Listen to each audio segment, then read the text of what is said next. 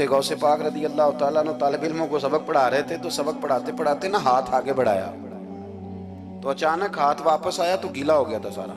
تو تھوڑی دیر کے بعد ہی بندے پہنچ گئے، انہوں نے آ کے یا غوث کے نعرے بھی لگائے، وہ مچلے بھی، وہ روئے بھی، وہ قدم بھی چومے، اپنے مقدر پہ ناز بھی کیا۔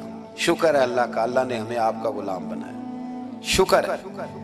تو طالب علموں نے پوچھا ہوا کیا؟ کہنے لگے کشتی میں بیٹھے تھے تو ڈوبنے لگی تھی۔ ایک تاجر تھا تو ملک شام جاتا تھا اکثر تجارت کرنے کے لیے، مال کما کے لاتا، غریبوں کی بھی مدد کرتا۔ تاجر شیخ حماد کے پاس گیا، کہنے لگا میرے لیے دعا کر دے، میں جا رہا ہوں سفر کے لیے۔ تو انہوں نے کہا میں صبح بتاؤں گا۔ استخارہ کیا صبح، کہنے لگے نہ جانا، تیرا مال بھی لٹ جائے گا اور تو قتل بھی ہو جائے گا۔ وہ بڑا پریشان ہوا، حضور غوث پاک کے پاس گیا، کہنے لگا حضور، اور جب میری آنکھ کھلی تو میں اسی وقت ہی رخت سفر باندھا، سر پٹ گھوڑے دڑائے، کچھ رات کو کچھ دن کو، سویرے بغداد پہنچ گیا۔ کہتے خیال تھا کہ پہلے غوث پاک کے پاس جاؤں گا، لیکن پہلے شیخ حماد سے ملاقات ہوگی۔ نبی پاک صلی اللہ علیہ وسلم نے فرمایا اگر تم چاہتے ہو رزق بھی بڑھ جائے، عمر بھی لمبی ہو جائے، ایک آدھ بات حضور غوث پاک کی عرض کرتا ہوں۔ حضور غوث پاک رضی اللہ تعالیٰ عنہ نے نبی پاک صلی اللہ علیہ وسلم کی اتباع میں وقت گزارا ہے۔ کچھ بندے اللہ کے بڑے خاص ہوتے ہیں۔ حضور غوث پاک رضی اللہ تعالیٰ عنہ کو اللہ نے اعزاز عطا فرمایا، شان عطا فرمائی کہ غوث اعظم درمیان اولیاء، جو محمد درمیان انبیاء۔ اس طرح نبیوں میں رسول کریم کا مقام ہے نا، اس طرح ولیوں میں غوث پاک جیلانی کا مقام ہے۔ حضور غوث پاک رضی اللہ تعالیٰ عنہ کو اللہ نے کئی اعزازات دیے۔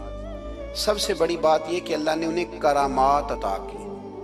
کرامت دین کا پورا ایک حصہ ہے۔ ہمارے یہاں نا لوگ کہتے ہیں اخلاق بیان کریں جی، وہ کہتے کیا تھے؟ کرامت کیا ہوتی؟ بھئی کرامت تو قرآن پاک نے بیان فرمائی۔ آصف بن برخیہ جناب بلقیس کا، ملکہ بلقیس کا تخت لائے تھے۔ یہ اللہ نے کیوں آیت نازل کی قرآن پاک میں؟ وہ قصہ کہانی ہے کہ وہ جی تخت لائیں، یہ کیوں بیان کی؟ اور تخت آیا کس طرح آیا؟ انہوں نے کہا کہ آنکھ جھپکنے سے پہلے آ جائے گا، پھر آیا کہ نہیں آیا؟ ان سے پوچھا یہ کیسے آیا؟ کہنے لگے ھذا من فضل ربی۔ او سنگیو، صرف حضرت سلیمان علیہ السلام کا امتی تخت لا سکتا ہے، نبی پاک کا غلام نہیں لا سکتا؟ یار آپ نے کرامت کا انکار کر کے اپنے آپ کو کمزور کر لیا۔ اور نہیں جی نہیں، یہ کیسے ہو؟ کیا مطلب ہے اس کا؟ آپ سورہ نمل روز پڑھے اور جناب سلیمان علیہ السلام کے امتی کی شان بیان کرے کہ وہ آنکھ جھپکنے سے پہلے 80 گز اونچا، 80 گز چوڑا، 80 من وزنی تخت آنکھ جھپکنے سے پہلے لے آئے۔ کسی بندے کا ایمان خراب نہیں ہوتا۔ اور میرے غوث پاک جیلانی، یہ وہ بندے ہیں جن کے بارے میں نبی پاک نے فرمایا کہ میری امت کے علماء بنی اسرائیل کے نبیوں کی طرح ہیں، امتیوں کی طرح نہیں۔ کن کی طرح؟ نبیوں کی طرح، نبیوں کی طرح۔ حضرت غوث پاک رضی اللہ تعالیٰ عنہ، ہم کو ملانگ لوگ نہیں ہیں الحمدللہ تعالیٰ، ہم تو غوث پاک کی کرامت بھی مانتے ہیں پر قرآن و سنت کی اینک لگا کے مانتے ہیں۔ یہ میری بات سمجھ لیں۔ حضرت غوث پاک رضی اللہ تعالیٰ عنہ طالب علموں کو سبق پڑھا رہے تھے، تو سبق پڑھاتے پڑھاتے نا ہاتھ آگے بڑھایا تو اچانک ہاتھ واپس آیا تو گیلا ہو گیا تھا سارا۔ تو شاگرد بھی بڑے سیانے ہوتے ہیں، انہوں نے سبق چھوڑ دیا، استاد جی کے گیلے بازو کو دیکھنا شروع کیا۔ حضور یہ کیا ہے؟ تو غوث پاک بھی غوث پاک تھے۔ ہر بندے کا ہاضمہ اتنا اچھا نہیں ہوتا کہ اس کو ہر بات ہضم ہو جائے۔ کئیوں کو بد ہضمی بھی بڑی سخت ہوتی ہے، کھٹے کھٹے ڈکار آتے ہیں بات سن کے، کانوں سے دھواں بھی نکلتے ہیں کئی دفعہ۔ تو انہوں نے پوچھ لیا فٹافٹ کہ حضور یہ کیا ہوا؟ تو غوث پاک کو پتا تھا کہ سب کا ہاضمہ ٹھیک ہے۔ میاں صاحب نے بھی کہا تھا خاصاں دی گلامہ آگے نہیں مناسب کرنی۔ اگلا شعر میں نہیں یہ پڑھنا کیونکہ زیادہ ڈاڈ ہے تو میں ادھر ہی رہتا ہوں، اتنا ہی کافی ہے کہ خاصاں دی گلامہ آگے نہیں مناسب کرنی۔ انہوں نے کہا حضور یہ کیا ہے؟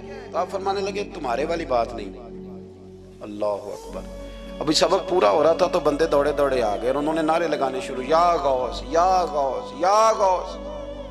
لوگ کہتے ہیں غوث پاک سے ملتا نہیں، میں کہ ٹھیک ہے انہوں نہیں نہ ملیا، جنہوں ملیا اس تے رولا پانا نہ بڑا ملیا ہے بڑا ملیا ہے بڑا ملیا ہے، اپنا اپنا معاملہ نا۔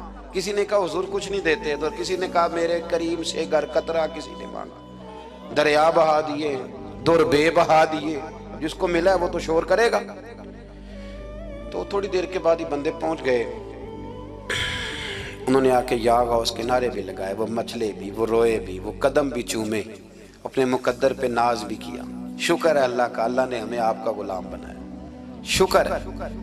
تو طالب علموں نے پوچھا ہوا کیا؟ کہنے لگے کشتی میں بیٹھے تھے تو ڈوبنے لگی تھی، تو ہم نے کہا کہ ہم تو غوث پاک کے ماننے والے ہیں، تو پھر حضور غوث اعظم کا دست مبارک نمودار ہوا ہے اور کشتی کو پکڑ کے کنارے لگا دیا ہے، کشتی کو پکڑ کے کنارے لگا دیا ہے۔